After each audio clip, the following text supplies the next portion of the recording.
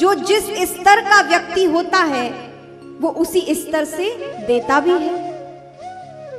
जो जिस स्तर का होगा उपहार भी वो उसी स्तर से देगा, अपनी गरिमा रखने के लिए, अपना सम्मान रखने के लिए। हर व्यक्ति अपनी हैसियत से उपहार भेंट करता है, लेकिन नरसिंह जी ने भगवान से संसार की कोई भी वस्तु नहीं मांगी, उनसे उन्हीं को मांग लिया। भगवान से नहीं मांगा, भगवान को मांग लिया। और क्या हुआ फिर? भगवान यदि जिसको देंगे तो अपने ही लेवल से देंगे। तो क्या हुआ? हम लोग भी मांग कर क्या करते हैं? हमारा मांगना बहुत तुच्छ है। जिस प्रकार कोई व्यक्ति मिठाई वाले के यहाँ जाए, मिष्ठान भंडार में जाए और उससे कह दे कि हमें मिठाई का खाली डिब्बा दे दो, हमें मिठाई का खाली डिब्बा दे दो, तो कितनी निम्नता है। अरे आप मिठाई खरीदोगे, मिष्ठान खरीदोगे तो मिठाई का डिब्बा तो फ्री में ही मिल जाएगा, है कि नहीं?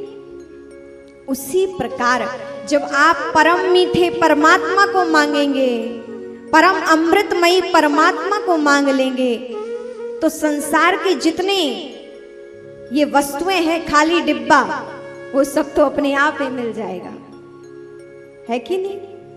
इस संसार की वस्तुएं तो अपने आप मिल जाएंगी। अरे जब भगवान राम का आगमन राजा दशरथ जी के लिए हुआ, उनके माता पिता बने राजा दशरथ मैया कौशल्या, तो भगवान राम का जब आगमन हुआ तो चारों ओर इतनी धन संपदा प्रकट हो गई कि क्या ही कहा जाए। जहां प्रभु आ जाएं वहां तो लक्ष्मी चारों ओर प्रकट हो जाती है। भगवान श्री कृष्ण का जब आगमन हुआ उस ब्रज में, तो नंद बाबा ने इतना लुटाया, इतना लुटाया कि कुबेर भी कहने लगे कि इतनी संपत्ति तो हमारे पास भी नहीं है जितनी नंद बाबा ने लुटा दी है। कौन कह रहे हैं? धनाध्यक्ष कुबेर कह रहे हैं कि इतना तो मेरे पास भी नहीं है जितना जन्मोत्सव पर नंद महाराज ने लुटा दिया। सोचिए कितनी अथाह संपत्ति वहां प्रकट हुई होगी। तो जहां परमात्मा है वहां सब कुछ आ जाता है, मांगना नहीं पड़ता है। लेकिन हम थोड़ा कुछ मांग कर भगवान से बहुत जल्दी, और भगवान भी फिर पीछा छुड़ा लेते हैं कि चलो इसको देकर मैं फ्री हो गया। लेकिन जब हम भगवान से कहते हैं कि प्रभु जो आपकी मर्जी है वही दे दीजिए, तो भगवान भी विचार करने पर मजबूर हो जाते हैं कि अरे अब मैं इसे क्या दूं। और भगवान तो जगत ब्रह्मांड की संपत्ति के मालिक है, सारी संपत्ति उनके पास है जिससे सब कुछ प्रकट हुआ है। तो जब उन पर हम छोड़ देंगे कि आप अपने हिसाब से दे दीजिए, तो भला परमात्मा हमें क्या नहीं दे देंगे। जिस प्रकार एक छोटा बालक रोने लग जाए और माँ उसके लिए क्या करती है? चुप कराने के लिए कोई खिलौने पकड़ा देती है कि लो बेटा। और बालक यदि खिलौने लेकर बैठ जाता है तो माँ भी समझ जाती चलो मैं अपने घर के काम निपटा लूंगी, इसको खिलौने देकर फ्री कर दिया, खेलता रहेगा, खिलौने में ही प्रसन्न हो जाता है। और आजकल तो माताएं फोन पकड़ा देती हैं कि रोए ना। 4 महीने के बालक को फोन दिखाएंगे वो शांत हो जाता है, और वही फिर बड़े तक उसका चलता रहता है। खाना पीना खाएंगे तो फोन सामने रखकर। यहाँ बैठे सभी दादा दादी जितने भी अपने घर की बात जानते होंगे कि बालकों को फोन चाहिए।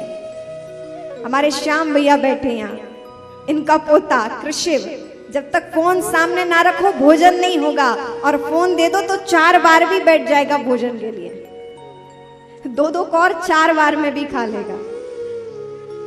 इस प्रकार के हालात है।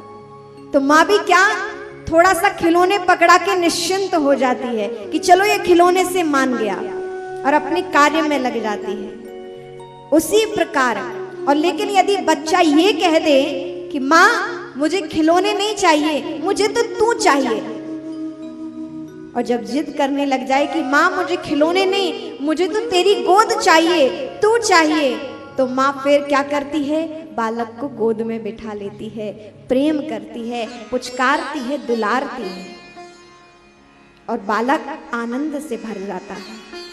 उसी प्रकार परमात्मा से जब हम कुछ संसार की वस्तुएं मांगते हैं तो भगवान भी ये खिलौने देकर हमसे पीछा छुड़ा लेते हैं। हमसे परमात्मा पीछा छुड़ा लेते कि इसे खिलौने रूपी थोड़ी थोड़ी वस्तुएं दे दी, चलो छुट्टी हुई, मैं भी अपने कार्य में व्यस्त हो जाऊं। और भक्त यदि कह दे परमात्मा हे भगवान मुझे संसार का कुछ ये खिलौने नहीं चाहिए, ये ऐसी वस्तुएं नहीं चाहिए, मुझे तो आप चाहिए, तो फिर परमात्मा सब कुछ छोड़कर उस भक्त को हृदय से लगा लेते हैं, उसे अपना लेते हैं। नरसिंह मेहता ने भी यही किया कि भगवान मुझे कुछ और नहीं चाहिए, जो आपको प्रिय है वही हमें दे दीजिए। और भगवान शिव रास में लेकर पहुंचे हैं नरसिंह मेहता को, और वहां भगवान श्री कृष्ण से मिलन हुआ है। कैसे नरसिंह मेहता हैं, धन्य है नरसिंह मेहता जिनको साक्षात भगवान का आलिंगन प्राप्त हुआ, उनके हृदय से लगने का सौभाग्य प्राप्त हुआ है। जहां बड़े बड़े ऋषि मुनि महर्षि भगवान की तपस्या करते हैं और भगवान के पद के नख के भी दर्शन हो जाए तो अपने जीवन की धन्यता समझते हैं, लेकिन नरसिंह परम धन्य है, महाभाग्य हैं जिनको भगवान के हृदय से लगने का सौभाग्य प्राप्त हुआ है। नरसिंह मेहता सखी बनकर पहुंचे हैं। भगवान ने कहा नरसिंह यदि भगवान कृष्ण के रास में सम्मिलित होना है तो पहले गोपी बनना पड़ेगा, क्योंकि भगवान गोपियों के साथ नृत्य किए हैं, रास किए हैं। गोपी क्या है? कोई श्रृंगारवान स्त्री गोपी नहीं है, श्रृंगारित स्त्री का नाम गोपी नहीं है, स्त्री जाति का नाम गोपी नहीं है, स्त्री जाति का नाम नहीं अपितु एक भाव दशा का नाम गोपी है।